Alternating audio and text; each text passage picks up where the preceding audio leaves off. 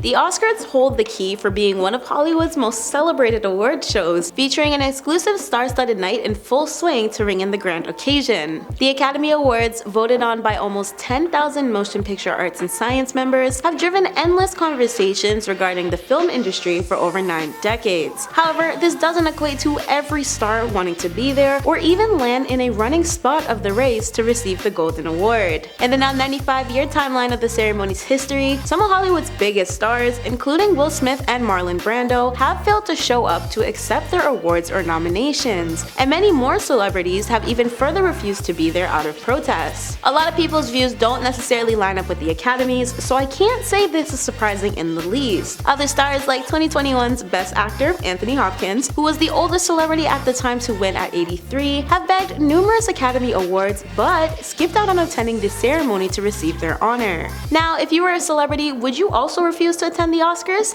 Share your responses below and let's jump right in. In our 10th spot, Chris Rock. Of course, we start today's video with the man who got smacked down at last year's Academy Awards. Chris has recently stated his refusal to host 2023's ceremony and even went so far as to compare the awards invite to the horrifying O.J. Simpson case, prompting the internet to react, and quickly at that. The stand-up comedian has since sparked extreme controversy over this, causing users to question his morals after his distasteful joke surrounding the 1994 homicide involving Nicole Brown Simpson. At the time, Chris was in Arizona performing a stand-up show at their Financial Theater when he quipped about the offer. According to the LA Times, Chris said returning to host the Academy Awards after Will slapped him would be similar to, quote, going back to the restaurant where Nicole left her glasses before being redacted. Of course, social media lit a flame at this, with many commenting how tasteless and misogynistic this was of Chris, and how he actually deserved his physical altercation with Will. Loads of netizens slammed Chris for his remarks, with one going off on Twitter saying, "If this misogyny surprises you, welcome to the world Chris Rock's been living in this whole time. Here he is in 1996 doing a set where he sympathizes with OJ and argues Nicole Brown had it coming." Another user added to this by tweeting, "The more Chris Rock talks, the more you begin to see why Will Smith smacked fire out of him." While a third on the microblogging platform read, "Chris Rock is not a good person and says very slappable things very often." One tweet that genuinely caught my attention though was a fourth statement which finalized, "Will Smith's PR team needs a raise for getting Chris Rock to make this tone-deaf awful joke." Before we jump into number 9, like today's video if you'll be watching this year's Oscars.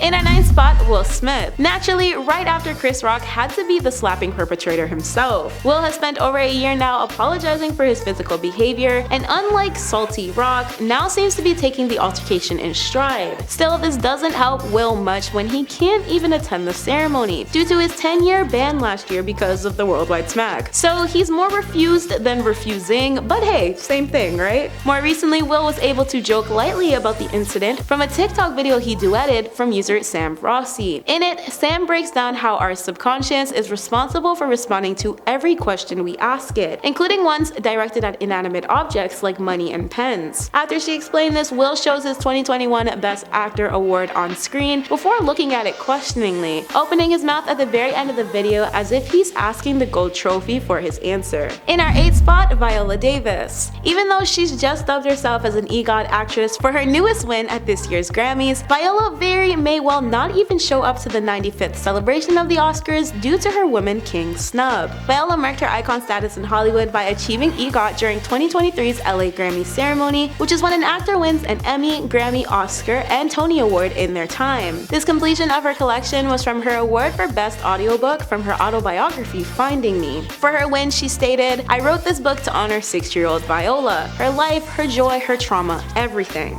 For the Oscars, Viola bagged their 2016 Best Supporting Actress for Fences. Her Emmy came from her work in How to Get Away with Murder, and she received recognition for her 2 Tony Awards in 2001 and 2010 for her roles in theater film. On the Grammy stage, the star announced, "I just EGOT," while additionally thanking her family for being the, quote, Best Chapter in My Book. However, Viola's lack of Oscar nominations this year served as a major shock, considering she's dominated the Academy previously for Best Actress with her 4 nominations and 2016 win. It made perfect sense why she was being sought as a favorite contender for her portrayal in TWK. Aside from its TIFF premiere and its box office smashing sales, it furthermore seemed as if Viola would have been one of Women King's only Oscar nominees. But the rather late season push to include other celebrities such as Andrea Riseborough, Ana de Armas, and Michelle Williams bumped Viola from the category altogether. In our 7th spot, Daniella Deadwyler. Just like Viola, Danielle was also snubbed of her chance at an Oscar for her role as Elliot Till's mother, Mamie, in Till, the 2022 film based on real events. Danielle's portrayal launched a slew of buzz online regarding how much potential it held for an Oscar, specifically because it premiered that fall at New York's Film Festival. However, the film made noticeable noise when Danielle went from being the most anticipated Best Actress winner to not even receiving a nomination. This was, according to the internet, meant to be a category that served the most diversity, including Michelle Yeoh. However, Michelle was the only person of color who made the nominees list. Roles in P-Valley and Station 11 initially placed Danielle on the map, but it was her portrayal as Elliot's mother that awarded her a much larger fanbase. The National Board of Review even recognized Danielle for Best Breakthrough Performance, but she missed breaking through the Academy Awards race. Her lack of nomination is especially intriguing since she's gained the same level of recognition from other famous award houses and critic groups. The movie Till also received 0 nominations, specifically for Best Song, the one category many assumed it would lead and overall sweep.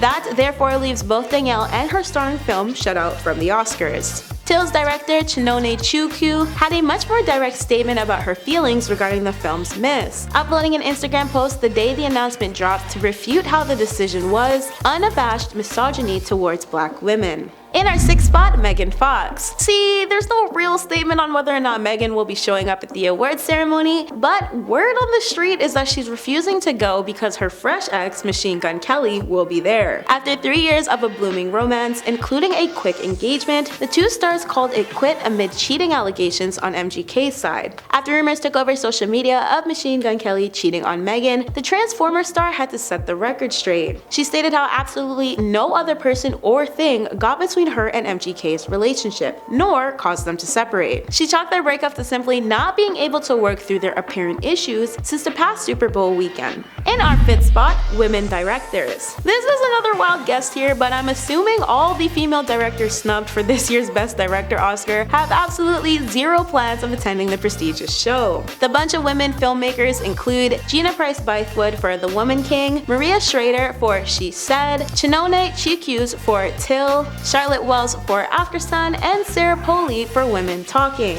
Of course, this decision of the Academy Awards has greatly impacted this 5th point, and naturally will play a huge part in these stars' decision not to attend if they do in fact decide not to go. For Gina, she creatively crafted an historical epic based on real events that centers around one of Africa's most powerful states, and how it trains the women of its most powerful tribes to protect their land. In saying this, her lack of a nom was a disappointing feat despite all the other hardworking directors in the category. Sierra's powerful on-screen version of Miriam Toews' novel of the same name surrounds another true story about Mennonite women and their traumatizing experiences with their community's men, which was also snubbed without recognition. Another Best Director miss was Maria Schrader, whose stellar work depicted the, again, real-life events of Harvey Weinstein's victims, and yet she was never noticed for a mere nomination from the Academy. In Oscars history, only 7 women have been nominated, with merely 3 winners, listed as 2009's Catherine Bigelow, 2020's Chloe Zhao, and 2021's Jane Campion. With or Los Angeles' Women in Film made sure to state how they felt Hollywood disregarded its female film creators and how they will keep pushing for their voices and on-screen stories to be heard and recognized. In our 4th spot, Carmine Caridi. The late Godfather actor has the unfortunate honor of being the first ever member of the Academy to be expelled. In 2004, the filmmaker caught the boot for, quote, pirating screeners intended only for members to view and used for awards voting purposes. In simpler terms, the actor previously received screeners and created VCR copies of them for people who couldn't afford them, claiming to make many people happy. The way this was discovered was when someone from the Academy reached out to Carmine and asked if somebody stole his screeners because they were found on the internet. And that same year, 1 year before Harvey Weinstein and Roman Polanski were expelled, he was voted to be banned. He recalled this by stating, "They wrote me a letter, you're finished. I was on television 12 days in a row."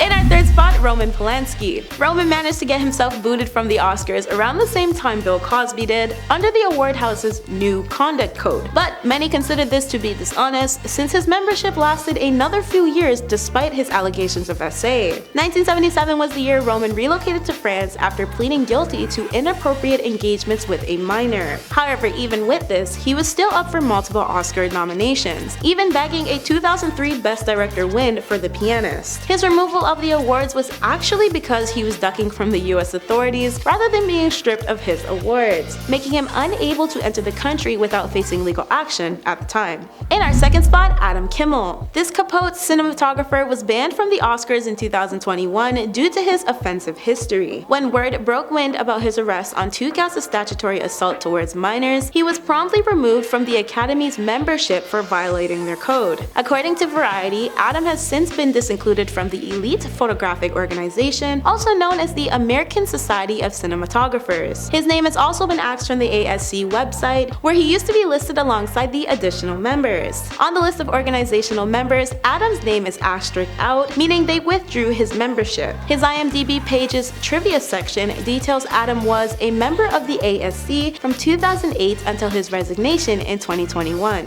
In our first spot, Harvey Weinstein. This producer once held a heap load of credit for being the reason the Oscars campaigning system had fully transformed the award house's race to the finish line. But he was banned in 2017 after numerous SA allegations against him were exposed. He was condemned by the Academy after this, where they called his actions anti-ethical to the high standards of the Academy and the creative community it represents. Despite this, Harvey still holds onto his Oscars from winning Best Picture. However, Harvey is also responsible for being the reason why the Oscars ever created their current code of conduct, which informatively details their intolerance of people who abuse their status, power, or influence in a manner that violates standards of decency. That's in today's WATN. I've been your host, Michaela, and thanks for watching, friends!